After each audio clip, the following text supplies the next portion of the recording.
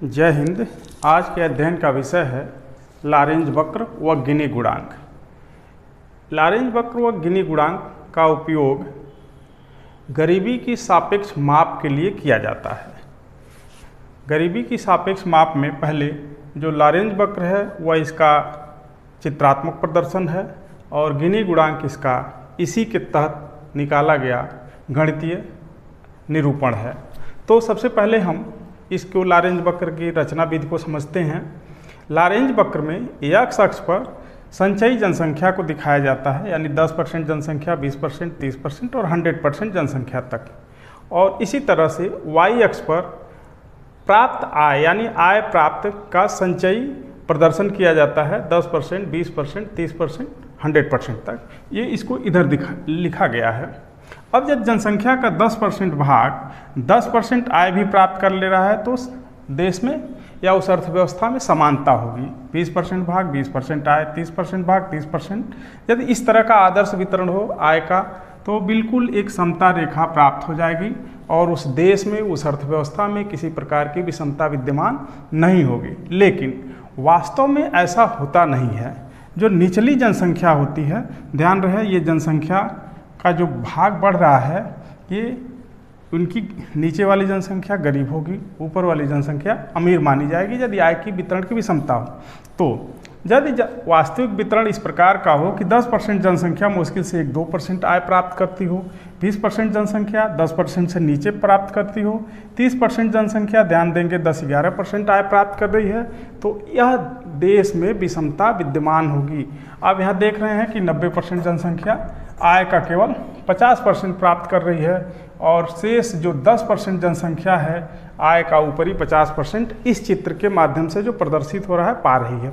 यदि आय के वितरण की विषमता बढ़ती है तो ये जो वास्तविक आय वितरण रेखा है ये बढ़ता जाएगा और यह यदि कोई एक ही व्यक्ति पूरी अर्थव्यवस्था का पूरा आय प्राप्त कर ले तो वास्तव में ये लॉरेंज वक्र ये इस आकार का होगा। लेकिन यदि लॉरेंज वक्र यह है यानी कि यह जो वितरण रेखा है लॉरेंज वक्र है, यह इसकी तुलना में अधिक विषमता को प्रदर्शित करता है और यह थोड़ी कम विषमता को, यह लॉरेंज वक्र यदि ऊपर की तरफ शिफ्ट होता जाए यानी अर्थव्यवस्था में ऐसी नीतियां अपनाई गई हैं कि अर्थव्यवस्था में आय वितरण में समानता आ रही है, तो ये लॉरेंज वक्र आय वितरण के और जनसंख्या के बीच के प्रारूप को चित्रीय रूप से प्रदर्शित करता है। इसी से निकाला गया गिनी गुणांक है। गिनी गुणांक वास्तव में यदि हम इसको दो भागों में बांट दें, एक भाग को ए कहें और दूसरे भाग को बी कहें, तो गिनी गुणांक का जो सूत्र है, गिनी गुणांक बराबर a/a+b,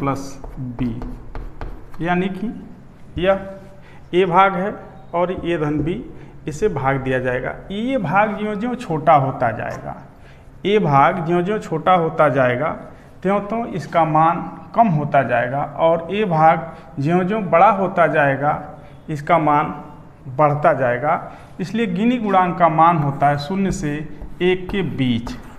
यदि मान 0 है तो समता रेखा पर आय वितरण है, यदि मान 1 है तो अर्थव्यवस्था में किसी एक ही व्यक्ति के पास पूरी की पूरी आय केंद्रित है। इस तरह से गिनी गुणांक का बड़ा मान अर्थव्यवस्था में विषम आय वितरण को प्रदर्शित करेगा और गिनी गुणांक का छोटा मान अर्थव्यवस्था में लगभग समानता को प्रदर्शित करेगा। लेकिन 0 मान पूरी तरह समानता है और 1 मान पूरी तरह से विषम है। इस वीडियो में इतना ही। बहुत बहुत धन्यवाद।